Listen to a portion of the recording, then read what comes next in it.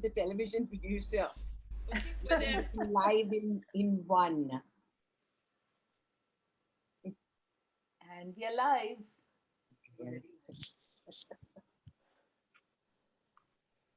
So I think to start things off, we'll wait for a few minutes more, if that's okay with everyone. It's 4:28, so we'll just wait a little bit because most people have probably just stepped out for a coffee and they'll come back.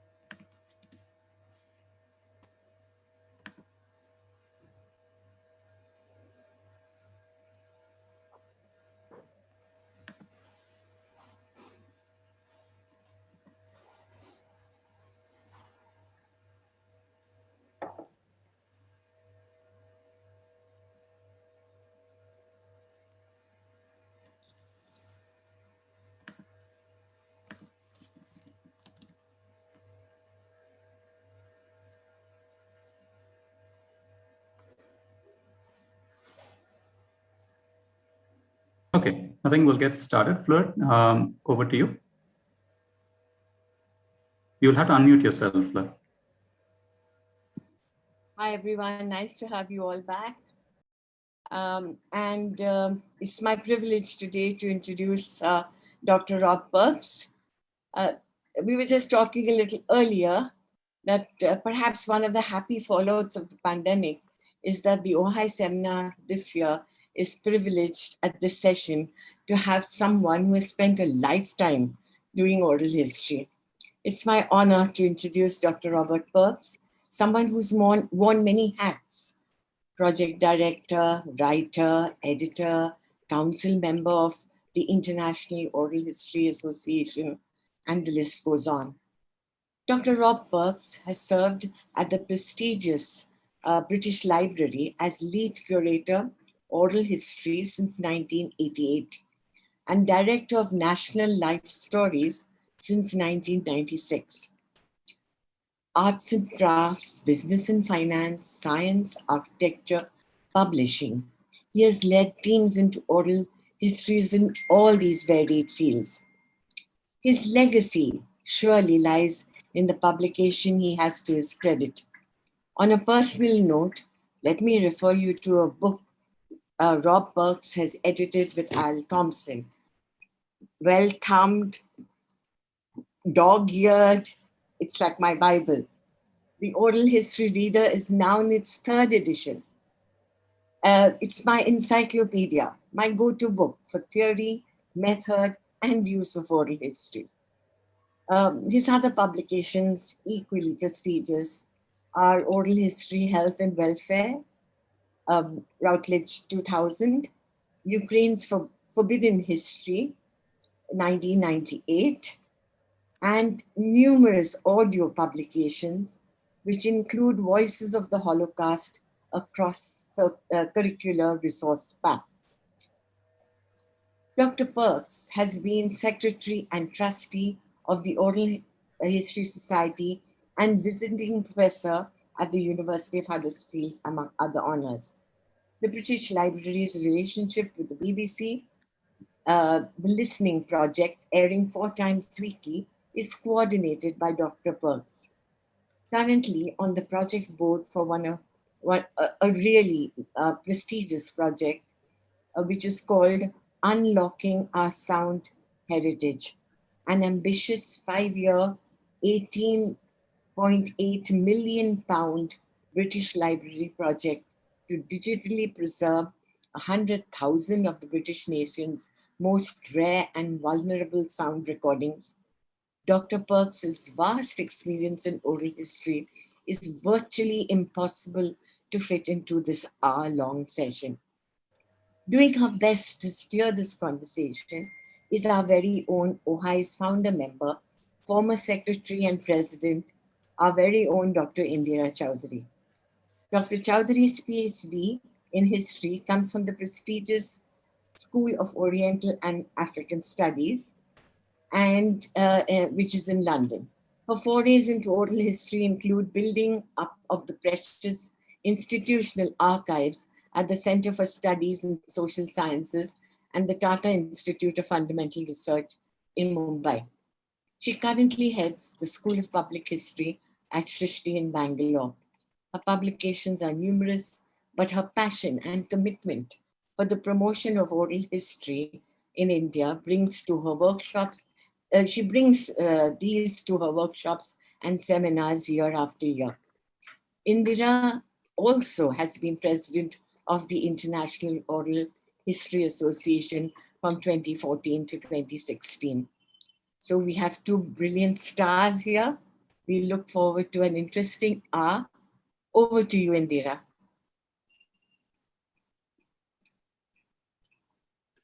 Indira, you need to unmute. Thank you, Fleur, for that very generous introduction. I think, just to give a bit of context to people who are new to our association and who have come now for our conference, I think we would have had no association if it wasn't for Rob Burks. It was he who came here in the year 2011 when we applied jointly for a grant from the British Council, and we had a little workshop which he and Mary Stewart, also of the British Library, ran. And I think it was one of those informal conversations which we had end of that day-long conference and then again the workshop that followed, when he encouraged us to actually begin an association. And that was in 2011. And in 2012, we brought together a number of people. We started working on the constitution of OHAI, and it took a year longer before we could, begin. So I want to, think of that moment as one moment that helped us begin. So I'll just share my screen and show a few photographs from that visit, and then begin our adda, as we say in Bengali and other languages.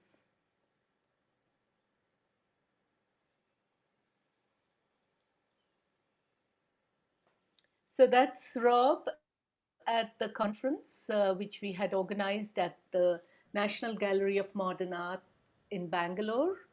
And we had called the conference Oral History and the Sense of Legacy. And Rob gave the keynote there. That's Rob and Mary teaching the first workshop we held here on oral history. After which I think, we went away to, guess where, to Hampi. And of course, Rob couldn't go away without being blessed by the elephant. And these coracles, these boats, this ride I particularly remember, Rob, because we saw the cows crossing this river. And you remembered something from your childhood, saying that you were always told that the cows cross the river, even though it's a little deep, and it took you so many years to actually see it. So I was quite grateful that, we were there, witness to that moment.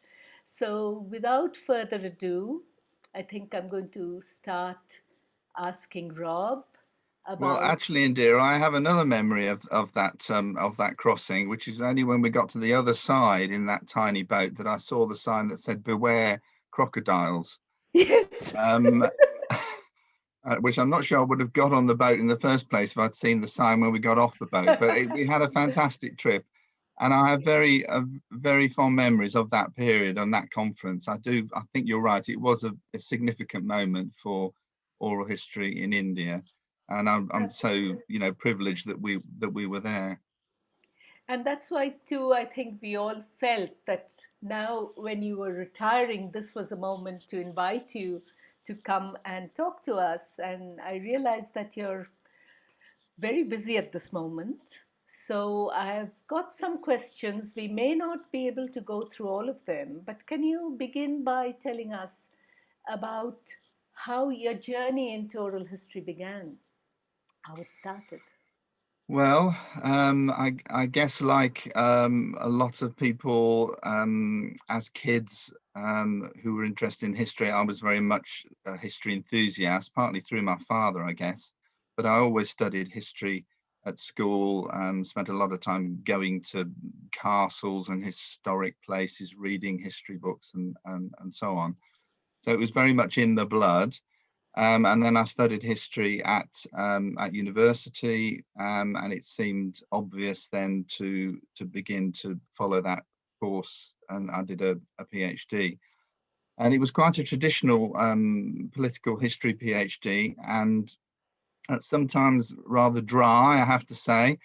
But I shifted during that period of study towards social history and a sort of growing awareness that in order to understand political change, you have to understand social change.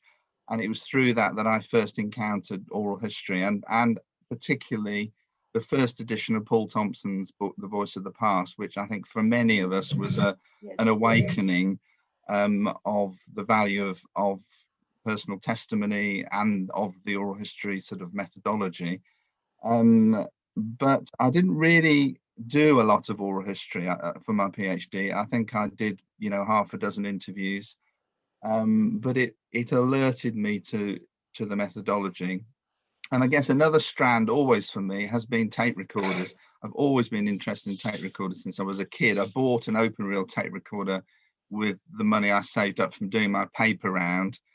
So actually the coming together of the history and the technology, as we all know as oral historians, is quite helpful.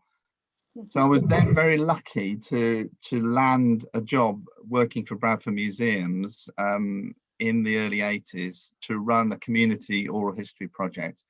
And I have to say, that was really sort of the making of me, really, and not only in terms of an interest in community history, but also being able to use what I'd learned of oral history. So that was the time when I probably did more interviews than I've done since, and really challenged me in terms of running a team of, I think, up to 15 people at that time.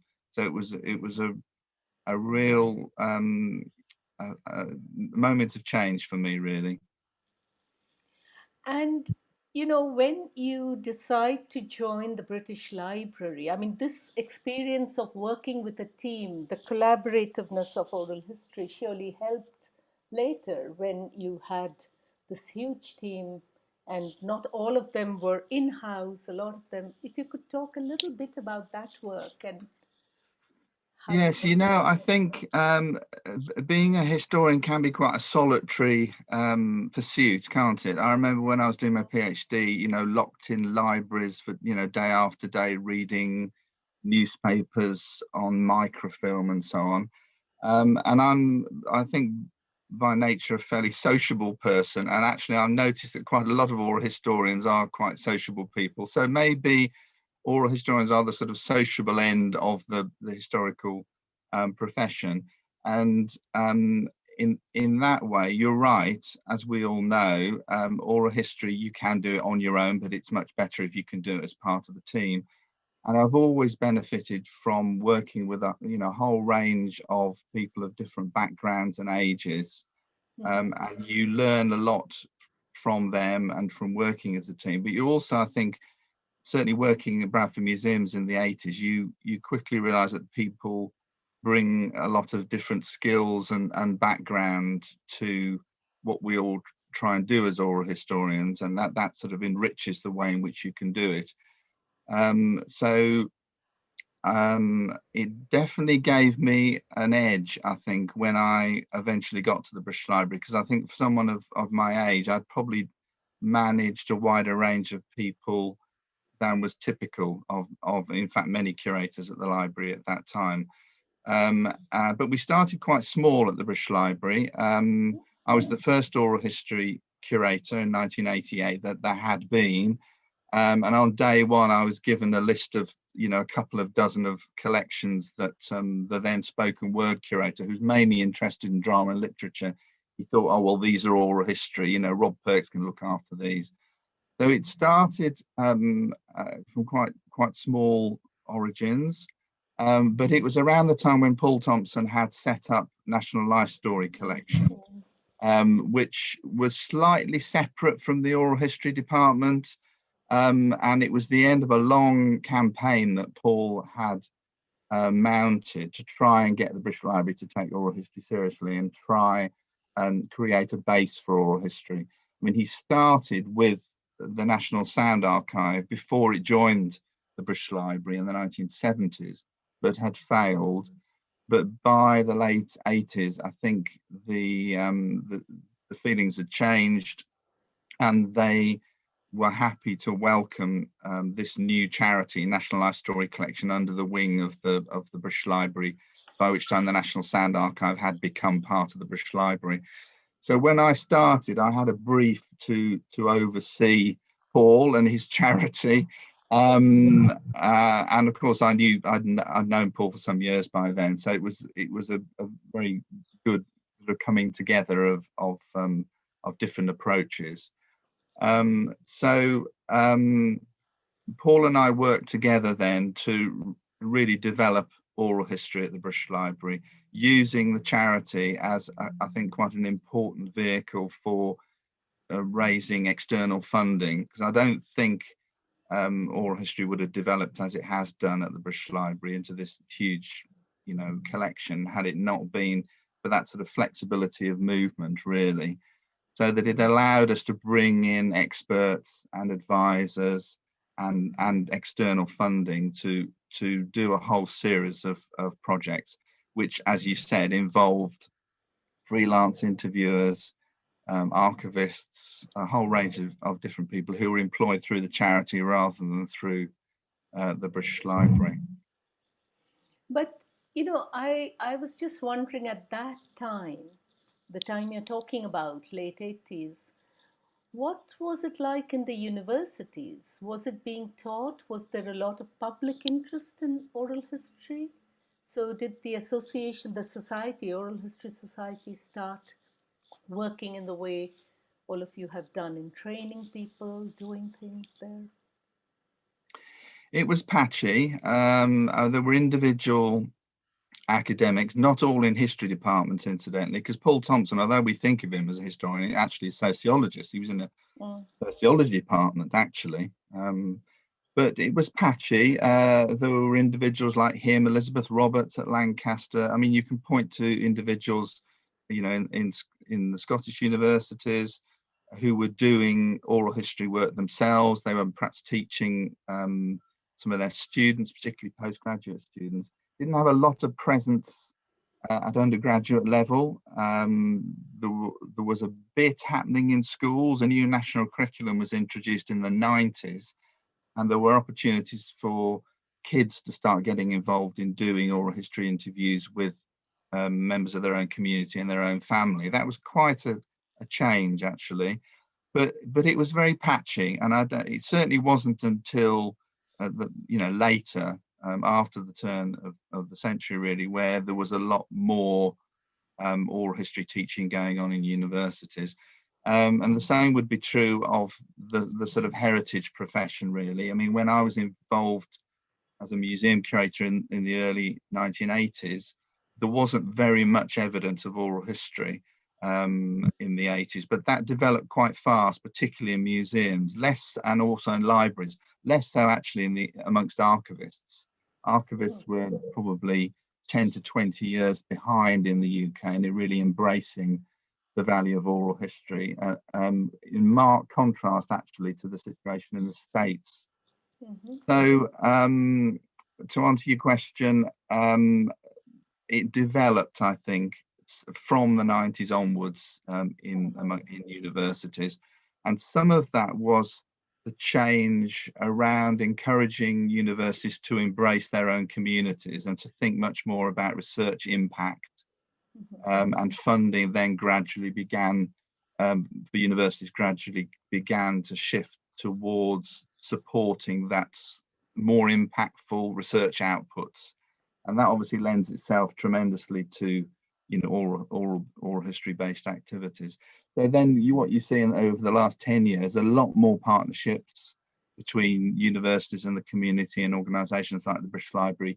There's collaborative doctoral awards now that have been very successful in embedding postgrads in universities who are working with community-based organisations and so on. So it's changed, I think, very significantly during that time. I think one of the things that all of us know as oral historians, and you've talked about it a little bit in terms of the kind of teams you worked with, is collaboration. And, the publications you have, they are all collaborative sort of work. Would you like to talk about some of them? The Ukraine book, but also what Fleur showed us right in the beginning, which all of us use as something we teach with. It's a go-to book, and that is the reader, which you and Al put together. So I'm just wondering, how did those things come about? Was it self-evident? Did it suggest itself that this is the way to do books on oral history? It's a good question, actually. I'm not sure I've been asked that question before. I've always been more comfortable working with other people because you bounce off each other, you share ideas, you disagree about things sometimes. I've always had a huge amount of respect for Al Thompson's work. We've been long-standing friends. So when Routledge approached me to do an oral history reader, I thought, well, there's no way I'll do this on my own. I need to work with someone else who I can share ideas with and share the work with, actually, because anyone who's tried to put together a reader, but one of the things you have to do is you have to read everything. Literally everything. And that takes a huge amount of time. So to split the work somewhat, but also Al had a different background, different interest to me. And the sort of complementarity of our interests and skills led to the oral history reader. But of course, it's in its third edition now, and each time is more challenging because there's been more published in the interim. We've had to sort of read up in areas that we're not terribly familiar with, as oral history has sort of crept into lots of different disciplines and so on. And of course, the way in which oral history is defined has sort of shifted during that period of the three editions as well. Plus, of course, the huge technological changes that we've seen during that time.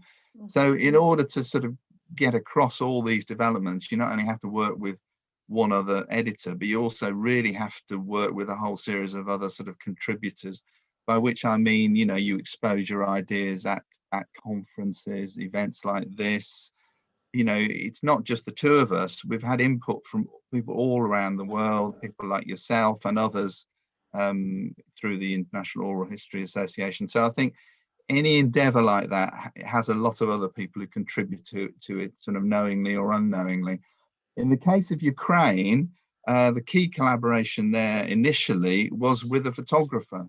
In fact, someone that I'd worked with in Bradford Museums called Tim Smith. And he and I together with a translator who had also worked within Bradford, did the main original field work in Ukraine in the 90s. It was an astonishing time to be there, around the time of perestroika and glasnost. and it was challenging also, moving around Ukraine at that time, still a lot of sort of suspicion of what we were doing and who we were. But it reminded me that oral history is a brilliant tool for democratization, really. It's a brilliant way of giving people a voice, particularly those people who've lived through a period of suppression or oppression. And as you know, oral history was a really important tool, you know, in changes in Eastern Europe in the 1990s around civil society. So I did work in Romania and Ukraine and in the former Russia, former Soviet Union. Some of it training, some of it the field work I did, but all the time working with other people. And I've always felt that oral history benefits from visual images, not necessarily moving visual images, but you know, be able to see the faces of people and to see a visual context for the stories that we collect. So that was an important part of that Ukrainian work that we did. When you mention Ukraine, one of the questions that, I think that came from somebody in this association was, what are the kind of skills one needs when doing oral histories with people who've been victims of state oppression? And what is the afterlife of such interviews? There's obviously, you need to understand something about traumatic memory, and the ways in which people tell or don't tell their stories for different reasons at different times. So it does help to read yourself into the literature as broadly as you can. I mean, in my case, I was quite fortunate to have been involved in the Holocaust interviews as one of the first projects I did when I came to the British Library, and that it sort of exposed me to a lot of that.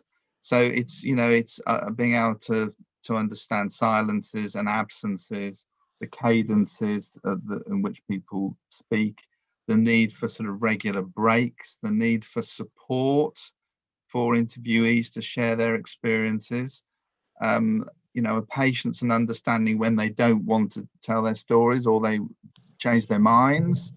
But also, I think, support for you as interviewers. One of the things that I learned from that Holocaust project and subsequent projects I've worked on, for instance, on HIV and AIDS and other projects which have involved traumatic memory, you do need to support yourselves as interviewers as well. So all the projects we've worked on, we've always tried to put in place a sort of support mechanism for people.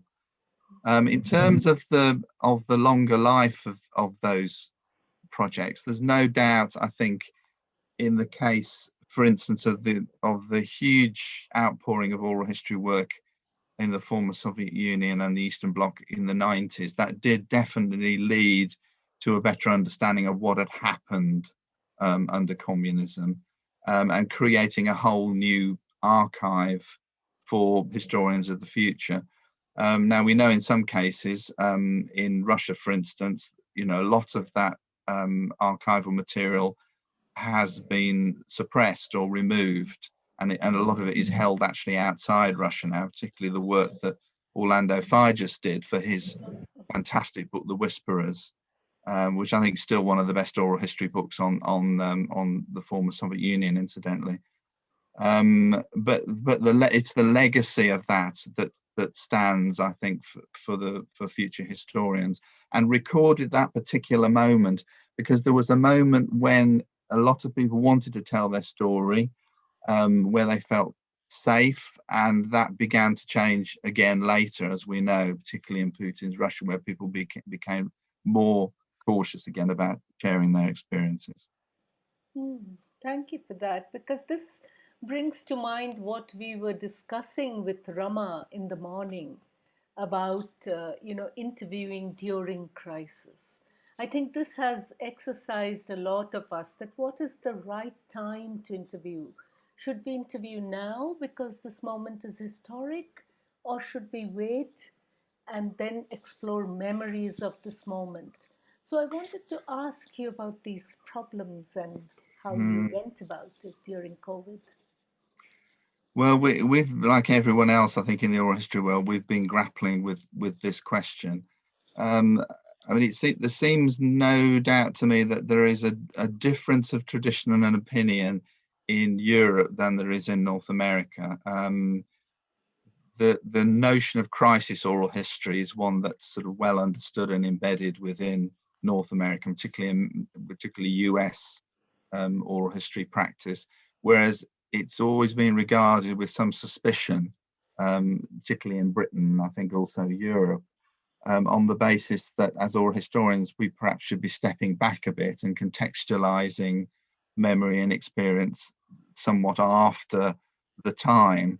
So the notion that oral history is defined as sort of what some people in the UK would characterize as journalistic memory catching rather than more reflective oral history has been much debated.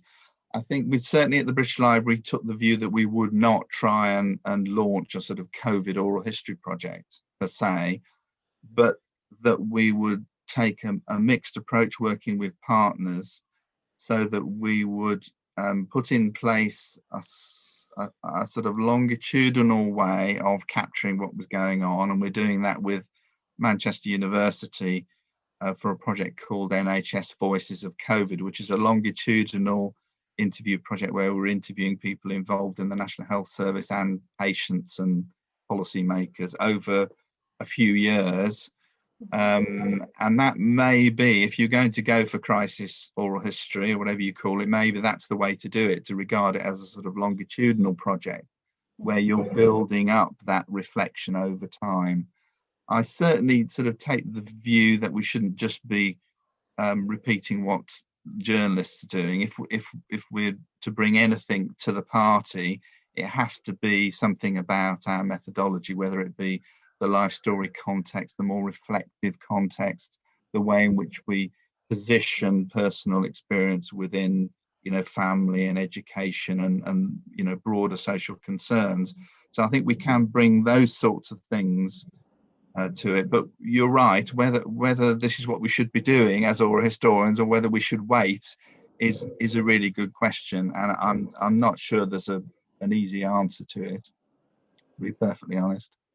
When you say longitudinal, you mean that you go back, you locate it in the context of life story, but you do it over a period of time rather than try to do, let's say, 5 interviews in the course of the year. Is that how? Yes, I'm thinking, I mean, there's, lots of precedents amongst sociologists for longitudinal interviewing and social anthropologists and others.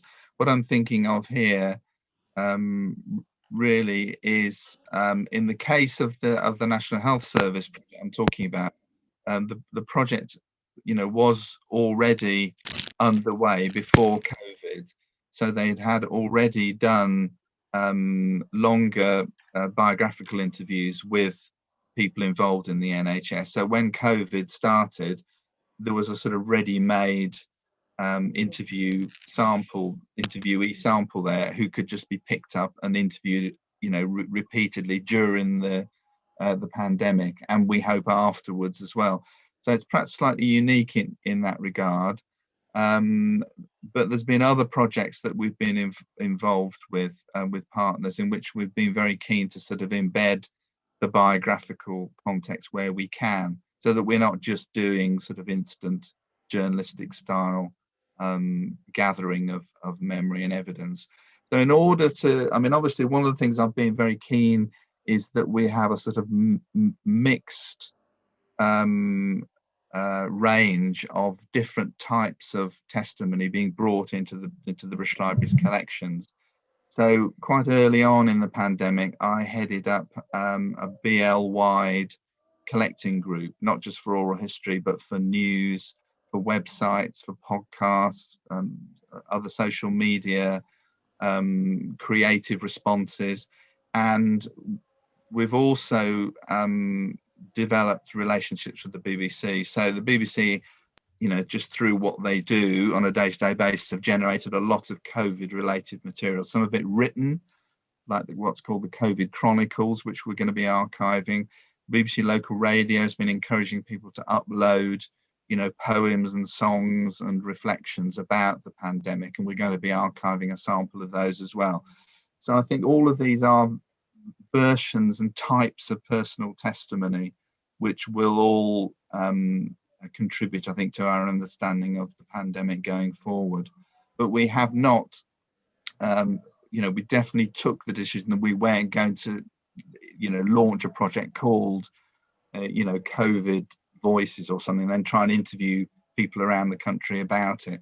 But what we will do going forward is that we will now embed it within all the interviews that we do for any of the projects. So if we're interviewing an artist or a steel worker, then we will, COVID will be on the list of questions that we'll ask them, rather as, for instance, Second World War would be for that particular generation. We'd never dream of doing an interview with a particular generation without asking them, particular questions about their experience during that period, and so on.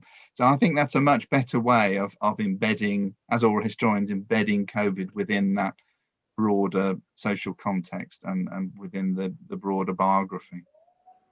Right.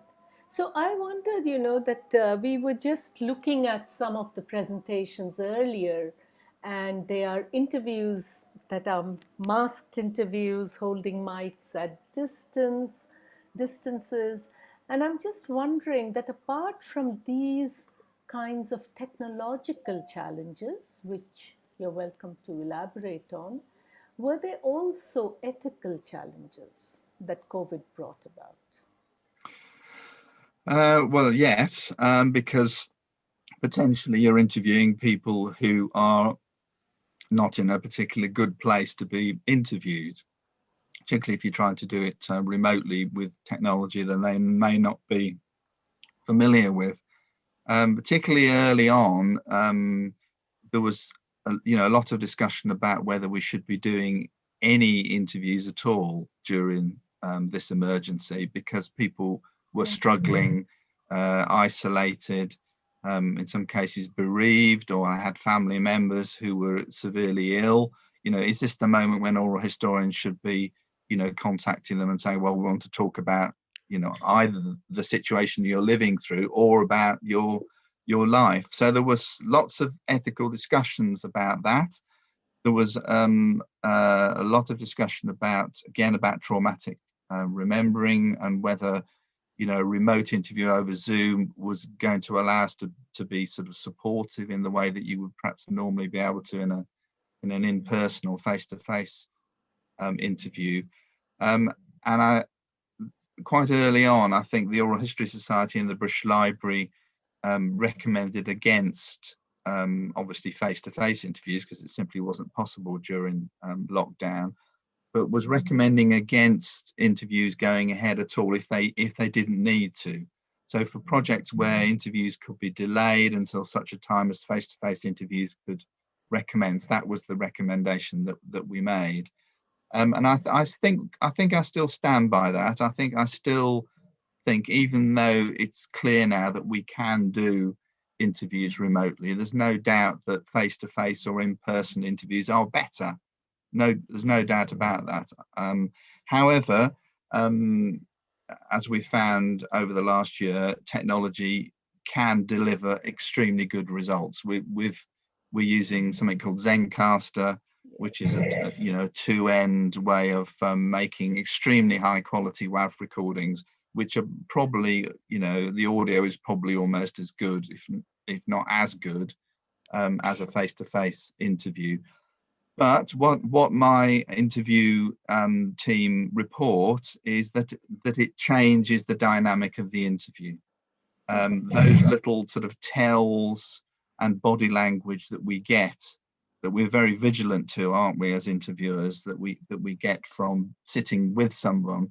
You don't get all those on a Zoom call, and you can't build the rapport with new interviewees that you would in a face-to-face situation. Interviews questions tend to be shorter. Try to ask follow-up questions is more difficult. Trying to ask questions around emotions seems to be a bit more difficult through things like Zoom and so on. So it's a sort of flatter interview that you get doing it remotely than face to face.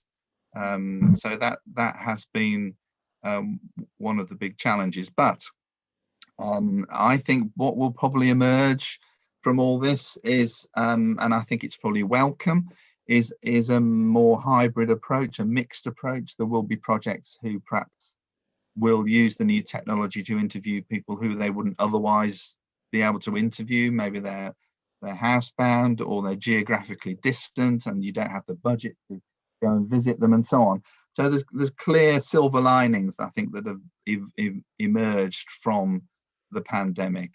And certainly for some of our projects, we're doing a big project on farming at the moment, where the interviewees are far flung around the United Kingdom.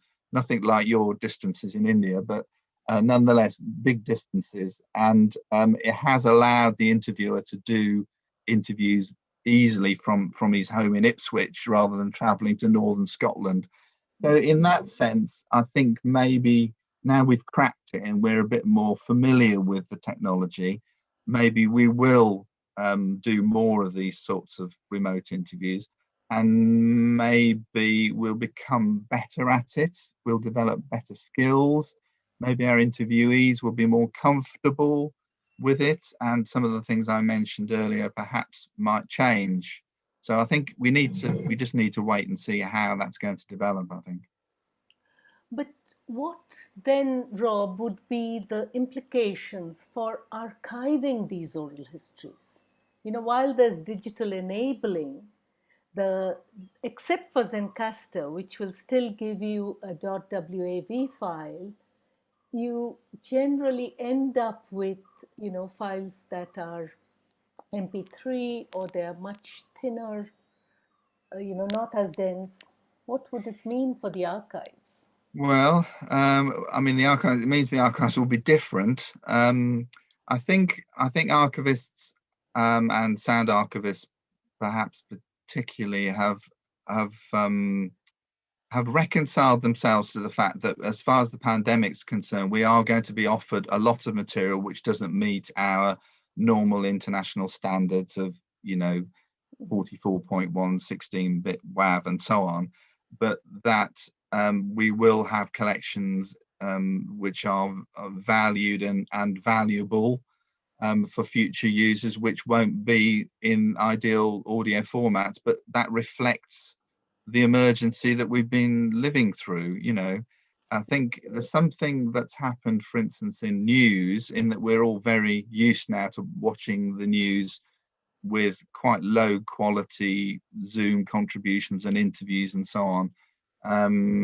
And I think the BBC themselves have actually been forced to lower their own audio and video standards simply because they have to gather evidence and they don't have any other option to do it. So I think we just have to be pragmatic and realistic. It doesn't mean that we shouldn't strive for those higher standards, because obviously they're still important, but I think we will just perforce need to gather that material in order to carry out our jobs as archivists, documenting what's happening around us. Thank you. One of the things I have talked to you about often, and in fact you've pushed me in that direction, is the way in which oral history functions in, let's say, European society, and the way in which it functions in a place like India, which is full of cultures of orality. In fact, the previous session actually speaks quite a bit about that culture of orality which surrounds us. And as you know, that Napier Mahika in New Zealand has been making the strong point that you have to rethink what is the nature of public oral history, what is the nature of that memory that you get from indigenous people, and you should redefine what oral history is. I mean, I just wanted your thoughts on that, something we have talked about before. Yes, I've thought about this a lot over the last 2 decades, and for a long time I was very much of the view that British oral history had sort of become disconnected from a lot of those strands. And my argument was always that this was to do with a sort of shift towards sociology. So there was an important moment in the 70s where there were two sort of prevailing strands in oral history. One was the one that you're talking about around oral culture, folklore, local history, really represented by people like George Ewart Evans, who is often regarded as the sort of grandfather of oral history. But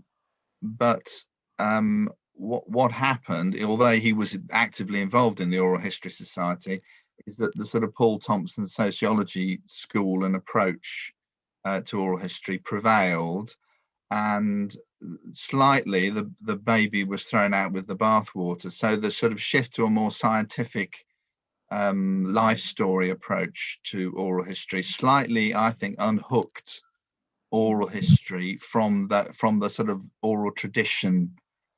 So although we've shifted a bit, I think, since then, there was less awareness of the value of sort of songs and recipes and oral traditions, and really sort of connecting with oral cultures, which was a very important part of what George Evans was arguing in all his books, really, is that oral history and the way people speak is rooted much further back in, human existence than just what you can remember about your grandparents. So that was what I always argued. I think it actually, I've come to the conclusion it's probably more complicated than that, and I think it also didn't really give perhaps enough due to the oral historians who were actually interested in quite a lot of those things, even though they maybe didn't call themselves oral historians.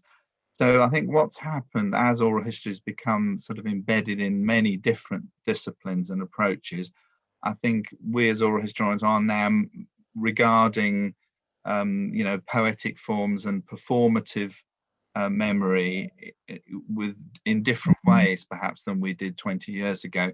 And maybe some of that has to do with the internationalization of oral history, Indira. So maybe we have been looking at work that you've been doing in India and other places.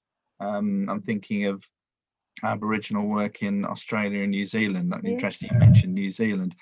And I think now we are much more aware of those things now than we were then. So maybe we've drifted back towards that earlier position in the 70s where we are valuing some of those things more. Certainly, I've learnt a lot working with accent and dialect curators at the British Library, where I don't think as oral historians we gave enough thought to the accent and dialect content of the oral history material that we were collecting. A lot of people who come to the British Library to use the oral history material aren't using it for the historical content. They're interested in the ways in which people speak, what they talk about. Those we're very much embedded, as you say, within oral cultures and ways of telling stories, really. So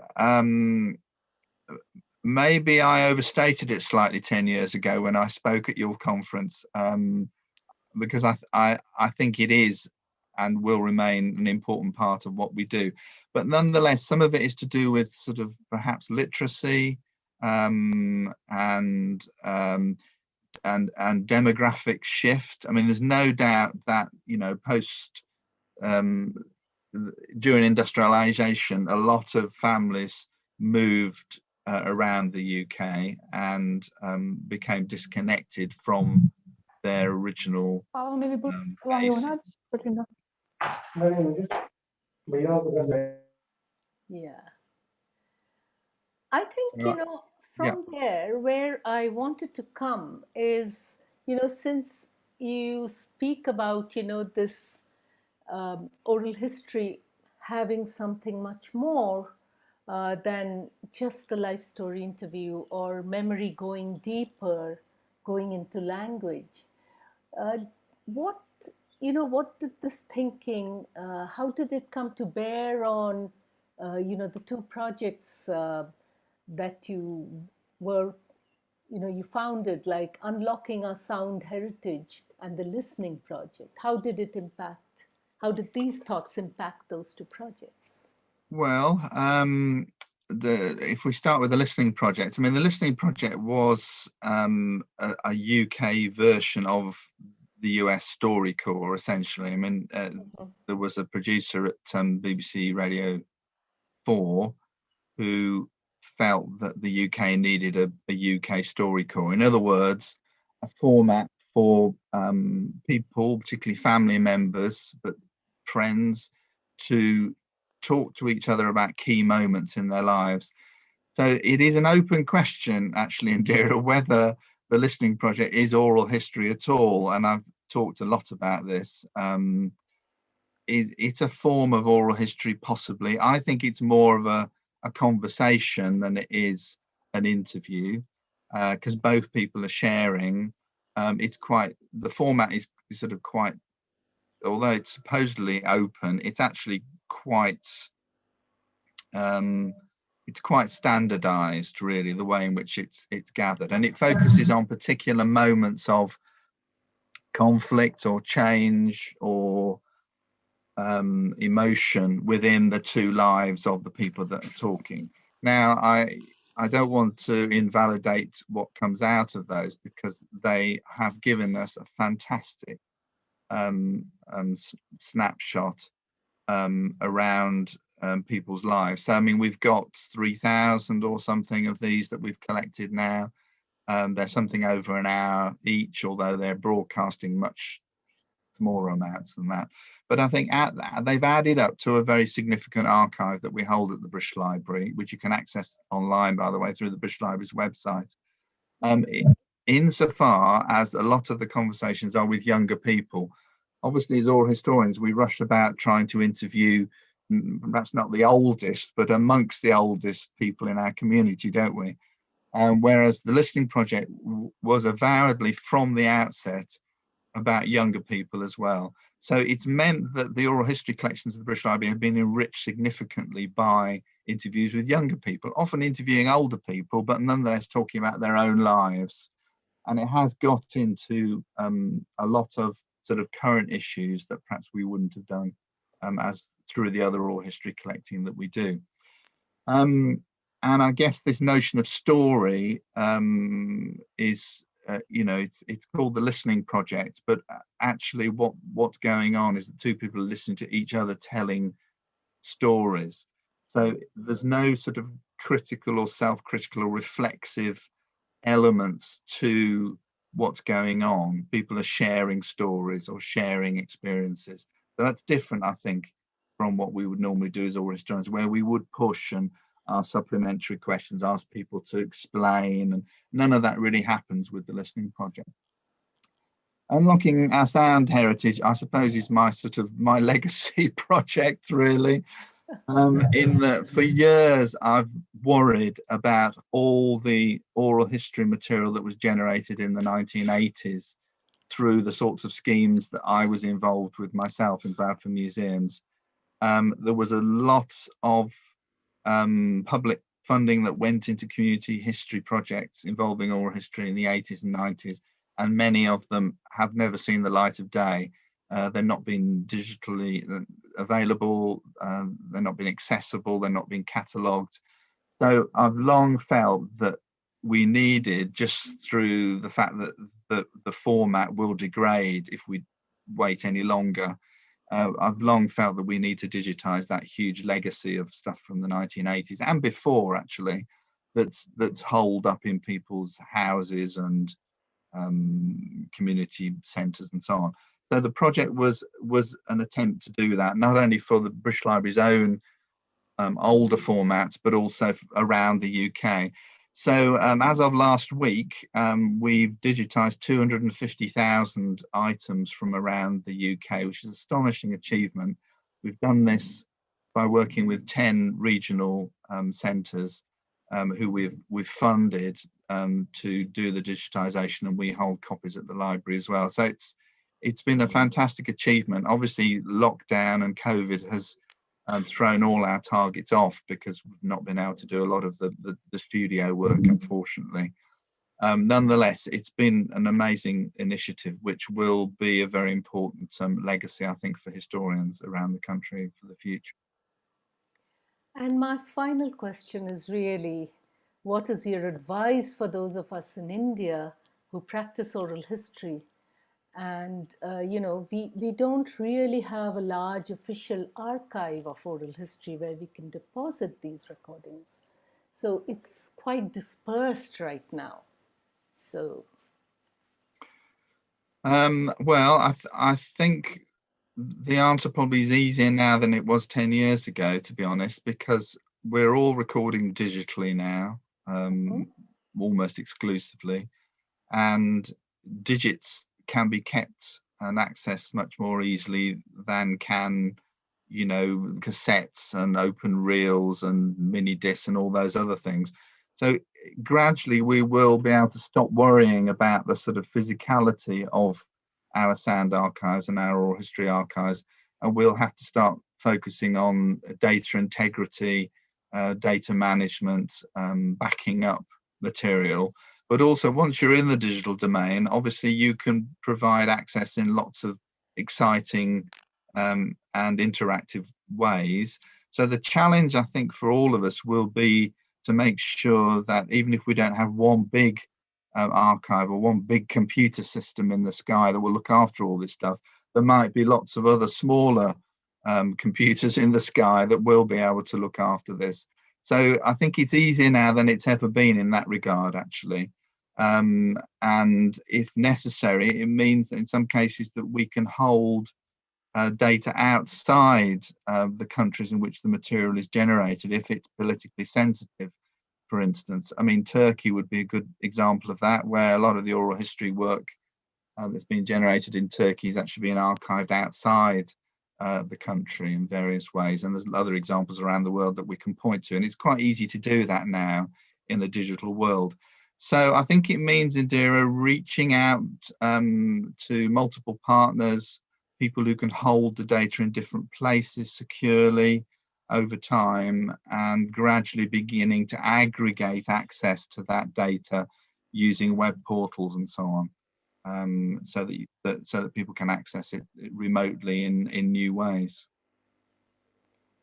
Thank you so much. I'm sure the others have questions too, but this was wonderful. And Rob, I did manage to ask almost all my questions. It's been a real pleasure chatting to you, Indira. Yeah, it was nice, this adda, as we call it. I think people do have questions. Fleur, will you be asking those? I think the tech team is collecting those questions. Farooq has a question, so we'll start with that. Yeah. Thank you very much, Indira and Dr. Perks. Really enjoyed the conversation. Just wanted to ask you, as someone who's been involved in oral history for over such a long period of time, is the almost kind of the hierarchy of knowledge, the hierarchy of stories which exist. There is that finality which is supposed to be in the written literature, whereas the stories, as far as the orality is concerned, I think there is richness to that.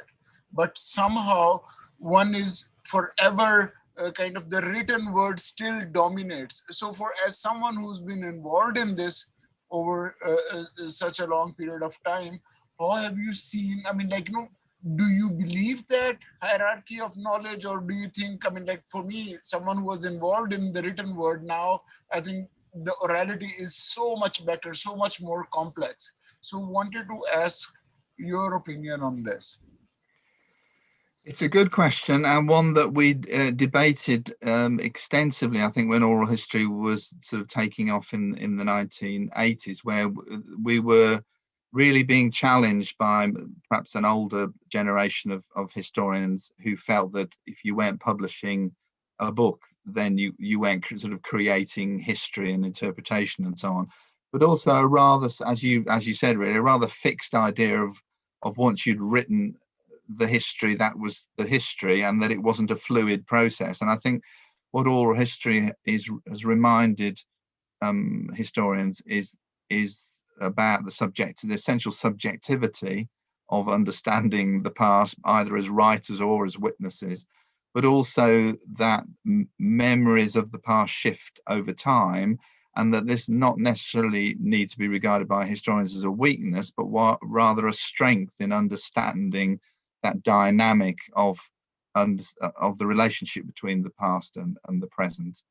But I think the big shift actually amongst more sort of traditional historians, and I think I would say this is true of sort of business historians and political historians who perhaps traditionally haven't used a lot of oral history gathering in gathering evidence of their books, has been a recognition that oral history can fill a lot of gaps in our understanding of the past, and it can juxtapose memory with those written records. So if you're looking at a cabinet minute of the UK government to interview people who were present at that meeting, you will get a different account of what happened than the one that emerges from the cabinet minute. Now, it doesn't necessarily mean that either or both are any more accurate than each other, but it encourages us to juxtapose oral evidence with other forms of evidence. And as you and I know, a lot of those more traditional forms of document that historians use are themselves in some cases based on oral accounts and oral evidence. I mean, newspapers and in fact minutes themselves are based on oracy of various kinds. So I think that I perceive a shift in historians generally in their writing towards listening to voices, valuing oral history in a way that probably wasn't true 20 years ago, certainly not 30 years ago. But there's still a bit of resistance to oral history that isn't interpreted. So if you look at the reviews of a lot of the journals, a lot of criticisms are often directed at oral history-based publications as they're not critical enough. They don't juxtapose the oral evidence sufficiently with written accounts and so on. So I think that forces us all as oral historians to think a little bit more about analysis and a little bit more about evaluating our sources ourselves. So I think the feeling that oral history can stand alone, which perhaps would be typical of some community oral history projects, I think generally there's a feeling amongst the oral history movement that that's not true. In some cases it might be able to, but in many cases where documents exist, you do need to be looking at documents and valuing all types of historical evidence when you're creating an account of the past. But a very good question, thank you. I think Niki Chaturvedi has the next question. Niki, could you unmute yourself and ask? Yeah, thank you so much. Very enlightening session this has been, and I'm asking you a question, a very rudimentary question from the point of view of a practitioner. I don't know if it has been dealt with, so pardon me for that, because I missed a chunk of the talk because of some internet connection problems. But I wanted to ask you about, how should we navigate persuasion into, recording an oral history of somebody? Should we, there was this example in one of the presentations in the morning by Siobhan, that there was this woman who was not comfortable despite her public profile and all. She recorded her interview and wanted it deleted. Then it didn't work. So how do we negotiate this persuasion? How much persuasion is ethical? Where it turns into pressure? Where should we step back? What are the things we should keep in mind? Or should we do it at all? So that was something you could, enlighten us from your vast repertoire of experience. Thank you for the question. I think it depends really why you're having to persuade someone to take part in the project, and is it reluctance or is it genuine concern and fear of taking part in an interview? So as I was talking earlier, trying to do interviews in Eastern Europe immediately after the collapse of communism, there was a sort of residual fear, and that is different from reluctance. And I think you just have to be sort of sensitive to the political framework in which you're working. And for some people, it might actually be dangerous to talk to an outsider like you as an oral historian coming from a different country. But that, I think, is different from perhaps a lack of confidence, a feeling that you haven't got anything to contribute. I think in those cases, we do have a role as oral historians to encourage people to take part. But if you're setting it up from the outset with an agenda that they can take part but at any time withdraw, or they can subsequently close access to the recording, or they can redact parts of it, all these are strategies I think that we can use to reassure people that they remain in control. It's a really important commitment that we make as oral historians, isn't it? That sort of ethical commitment that we make to our interviewees, that it's they make the decisions subsequently about how we use their material, whether we use it at all, and if they want to withdraw at any time. And if you work in a UK university, you have to go through a research ethics procedure which asks you to explain how you put these procedures in place. But certainly the Oral History Society has a code of ethics which is similar to that.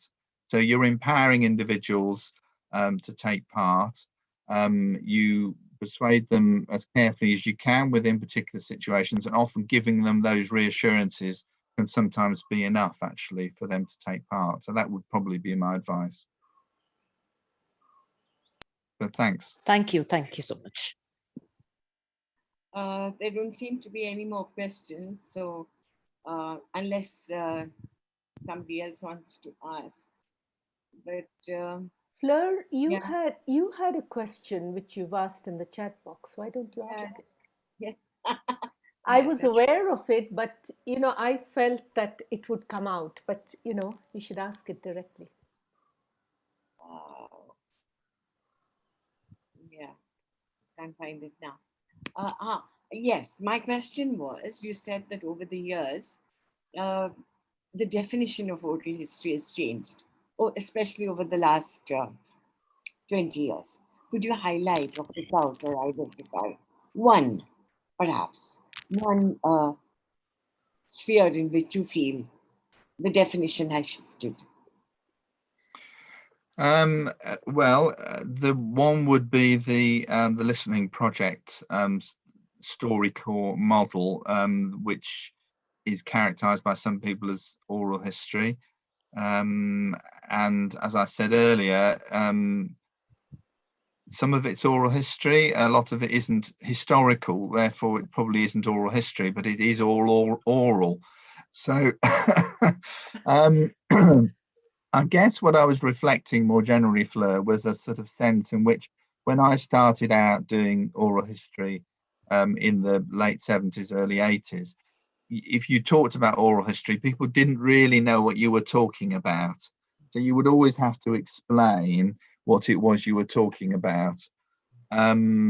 And when you started talking about memory and giving examples of people talking about their childhood and the value of that for archives, of course, people get it immediately, don't they? But they don't always call it oral history. They call it storytelling, or, granddad telling his stories, or, there's all sorts of ways in which we've come to understand it. So I concluded that the problem was not that it didn't exist and wasn't actually understood when you explained it. The problem was possibly the phrase itself, oral history, because as we know, that in itself is a relatively new phrase, supposedly popularized by Alan Nevins at Columbia University in the 1940s, and then picked up by Paul Thompson in the 1960s, and then sort of developed around the world from then, really.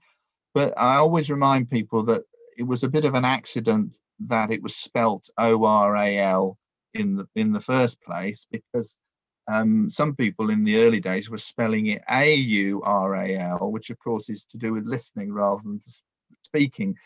And then Giorgio Evans, who I mentioned earlier, who was a folklorist, he hated the phrase oral history. He said it always reminded him of a dentist waiting room, and that he preferred spoken history, which you can sort of see how that reflects his interest in folklore and the sorts of, oral cultures that we were talking about before. And certainly spoken history gives more a sense of that sort of accent and dialect and language element to what we do, doesn't it, really? But anyway, we're sort of stuck with oral history with an O because that's what everyone uses. But what I have observed is that from a period when no one really understood it, suddenly it was popping up everywhere. So, around the year 2000 onwards, everyone was publishing books that said, a history of X, an oral history. And oral history became a sort of subtitle for lots of books where interviews were being used. So the phrase came more into common parlance than it had done hitherto. But in so doing, it was something that a lot of people felt they should be doing. So you found oral history activities cropping up all over the place. Not all of it as reflective, perhaps, as the way in which we would want it to be. So, for instance, Heritage Lottery Fund, which is a big funder of community oral history in the UK, have funded, hundreds of projects over the last 30 years. Because it was something they funded and they liked, oral history within any project, whatever it was, would tick quite a few of their boxes around community engagement. So you see all sorts of projects which aren't centrally oral history, evoking the phrase oral history, essentially to describe interviewing a few people. So I've never felt too sort of precious about this. I think we should support oral history however it's defined and not, endlessly argue about its definition. But I think it has shifted over time in those ways, in quite interesting ways, actually. I think Nandini has a question before we end. Nandini, can you unmute yourself? Hello. Sorry. What are the crisis situations that you would say oral history practitioners should absolutely take up in, as a matter of urgency in Europe and Asia? As I was saying earlier, you need, first of all, to have a debate about whether oral historians should be doing crisis oral history at all. I think they probably do have a role there, but I think if you can use the longer interview methodology in documenting those crises, in the way that I was talking earlier about the National Health Project that we're doing, where you do longitudinal interviews over time, so you're still gathering things as they're happening, but gradually as the interviews unfold, you are, embedding them in a broader social context and hopefully within a biographical context. So, I think it's legitimate for us all to be gathering personal testimonies of COVID as it happens. There's been lots of discussion about how we should be documenting Brexit, the withdrawal of the United Kingdom from Europe. And most of the oral history work that I know that's been done in that area has not been particularly interesting. And I think it's because it's a bit single issue and focused. I think oral history is at its best is socially embedded and understood within that broader social context. So as I was saying earlier with COVID, we are determined within the work that we do at the British Library for all our projects to make sure that the Brexit question is amongst the questions that we ask people. And for some projects, like with the farmers that we're interviewing at the moment, obviously it's a massive issue, so it inevitably comes up. but it's within the broader context of their lives as farmers, talking about shifting agricultural practice, about the common agricultural policy within their whole lives of farmers. And I think we can better understand a historical change in that way than we can by gathering instant or crisis oral history. So I'm not saying we shouldn't, as oral historians, become crisis oral historians, but we just need to try and use the best of our approaches and practices to make it as self-critical and as broadly embedded as we can, I think. Okay. Thank you so much. Thank you so much. Are there I guess, sorry, just as an adjunct to that, I mean, obviously climate change is one of the areas that I should have mentioned where there is now a lot of oral history going on. So I think to answer your question more directly in a sort of global context, we should, as oral historians, be documenting climate change, by which I mean interviewing scientists who've been involved in the science behind understanding climate change, interviewing environmentalists who've been involved in it for decades, you know, documenting protest around climate change. I think oral historians have a very important role to play in this area. And I think perhaps that's going to be the area in which we will be working more over the next decade. Thank you again. Thank you. Thanks. Thank you all for being here and asking those questions. It has been a really interesting hour. Robin, I think we could go on and on. With your vast experience, you've taken up a number of issues, ethical and contemporary. Could everyone unmute your mics and give Rob a round of applause for this absolutely